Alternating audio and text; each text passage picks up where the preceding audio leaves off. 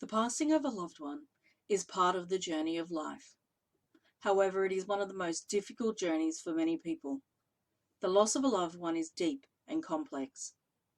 It affects every aspect of our lives, our hearts, and our souls. It can make you question everything, and many people say there is a version of themselves before and a version of themselves after the significant loss of a dear loved one. Grief is a complex matter, a process and a journey, one that changes over time and may never truly leave us. But it does leave us being a different person in many aspects. This is completely normal. There is no right or proper way to grieve. It is such an intense and personal journey that while we all have similar aspects to our process, it is also hugely individual. There is no time limit for the grieving process, and while many people understand there to be different stages of grief, how, when, and what stages you reach are part of your personal journey. There are many people who need and are helped by gaining professional assistance in the grieving process. There are many different ways to access such help, such as helplines, community grief organisations, professional mental health professionals, and much more. Help is out there, so please do not hesitate to reach out. Celebrating a loved one after they pass may feel different for many people than the grieving process, or it may be an integral part of that journey. Celebrating your loved one is about celebrating who they were, their journey in life, and how they affected and impacted us and others. Celebrating the life of someone you have lost is different to our more traditional idea of grieving. Many people accept that there are at least 7 stages of grief, those being disbelief and shock, denial, guilt and pain, anger, bargaining, depression, and then acceptance. While these stages are widely accepted, and definitely true, it can seem a very clinical and slightly dismissive way to think about our grieving journey. Titles and words do not encompass the all-consuming emotions, changes in our lives, or the questions losing a loved one can make in our lives. For many people, these stages of grief come and go, are interchangeable, and may take a very long time to journey through. Remember, this is where professional help can assist you, so please reach out if you are struggling.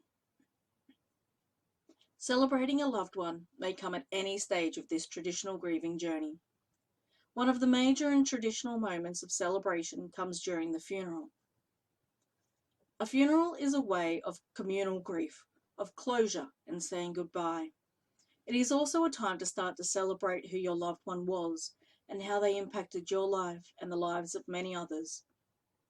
To celebrate during a funeral, it is customary to write a eulogy about the main aspects of their lives. This is incredibly important and cathartic. While major milestones are important, remember to add some small moments, some moments from their daily life that will portray who your loved one was in those daily moments. It is usually these small things that will stay in your memories and in your heart. If you can, get other people who knew and loved the person you lost to write and speak at the funeral. There may be moments that you did not know about, for example, moments at work or how someone knew different things about your loved one. This will help you to get a well-rounded picture to celebrate all that your loved one was. Another way to celebrate is with pictures and videos. It is quite usual for people to have a slideshow of photos at the funeral, but if you have video clips of your loved one, then incorporate these as well. During the funeral or memorial, there are many ways you can add a personal stamp to celebrate who your loved one was. An example of this is if your loved one adored gardening, then add those elements, such as seed paper with a beautiful quote for guests to take home and plant. Another way is if they love to read, then create bookmarks with their favourite book list and hand it out to mourners so they can choose a book and read it with your loved one in mind. There are many ways to celebrate your loved one and their life, and it does not stop when the traditional funeral and memorial ends. Continuing to celebrate your loved one in small ways will help you along with your grieving journey and acknowledge their part in your life. Some people say that a difficult part of the grieving process is that after a while, others seem to forget about their loved one's life. This is never true. Many people are usually just unsure of what to say to someone who is grieving. Incorporating small moments of celebration for yourself can help ease this feeling, and sharing it with others can be an opening for more discussion. So, how do you celebrate a loved one after the more traditional moments are finished? As everyone's journey is so different, the way they celebrate will also be different. Pick and choose what feels right for you. Many people choose to create a memorial photo or photo book they can read when the time is right for them. Some people put a specially framed photo in a special place in their home. Others find this difficult and may not be ready for a photo in plain view. This is a personal choice and there is no right or wrong answer. One way to celebrate a loved one with a photo is to have a special photo altered in an artistic piece to display. The artistic piece may be an altered photo, created into a watercolour, created into a different artwork, or may include a special memento and a quote. For a photo book, many people choose photos, stories, and captions to add depth to their loved one's story. Such a book can be kept for special occasions or just to flick through when the feeling needs. Mementos come in all shapes and variations. Some people keep a specialised and personalised box to keep trinkets and special items in. Others create a quilted blanket out of their loved one's clothes. If there are children involved, it is a great idea to create a pillowcase with a fitted pocket from a loved one's clothes for them to hug and maybe keep a photo in. Celebrating day to day can feel different to big occasions. For example, how do you celebrate your loved one's birthday now they have passed? Coming up to this can be extremely traumatic and difficult. Remember to be extra kind and gentle to yourself during this time and reach out for help if you need it. As everyone is different, everyone will celebrate their loved one's birthday differently. Know yourself and have a plan. You may need to spend the day alone, and this is fine. Let those you love know this about yourself and be open to them checking in on you. If you want to be surrounded by those you love and those whom your loved one knew, then organise it or mention it to someone who will assist you in organising something. You may want to do something specifically to commemorate your loved one. You can do this by doing something you've always done.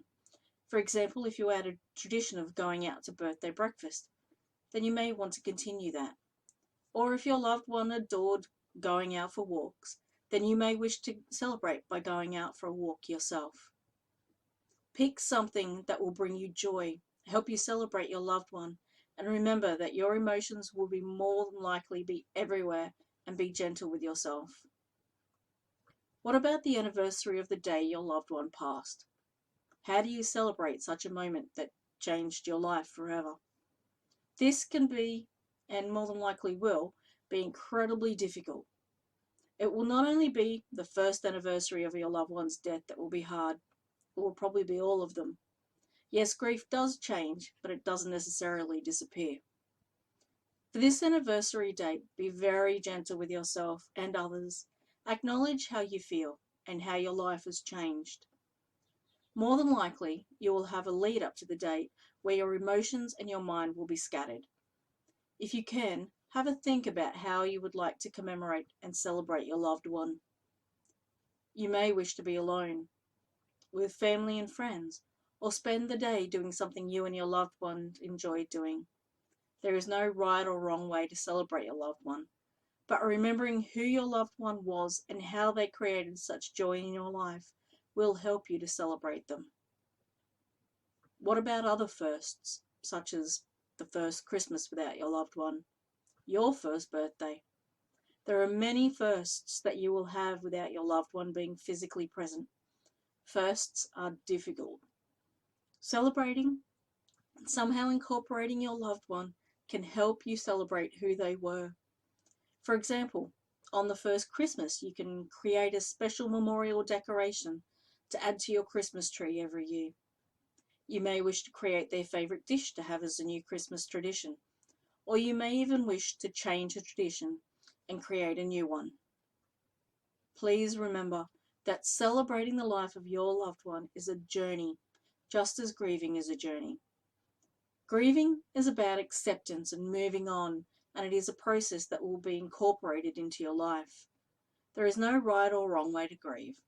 There is no set time period. If you need assistance, then reach out for help. It is there. Celebration is about the life of your loved one and how it impacted you and those around you. It can be difficult to think about celebration while you grieve the loss of a loved one.